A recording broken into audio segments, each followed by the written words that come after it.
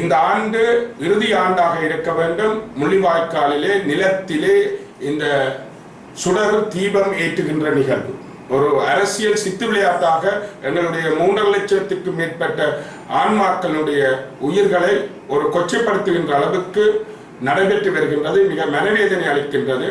இதிலே ஏற்கனவே உறுதிமொழி வழங்கிய எங்களுடைய கட்சியினுடைய சார்பிலே சரி, இதர மாகாண சபை உள்ளூராட்சி சபை உறுப்பினர்களும் சரி, இதர நண்பர்களுக்கும் சரி ஓராண்டு காலம் காலக்கெடு விதித்திருக்கின்றேன். உண்மையிலே அடுத்த மே 18ஆம் தேதி இந்த முள்ளிவாய்க்காலிலே நினைவு தூபி மிக விரிவான முறையிலே அமைக்கப்பட்டு அங்கே பிரசன்னமாகின்ற அந்த உறவுகளுக்கு ஒரு ஒரு இறை பிரார்த்தனை நடத்தக்கூடிய மண்டபத்தையும் அவர்கள் அமைக்க முன்வர வேண்டும்.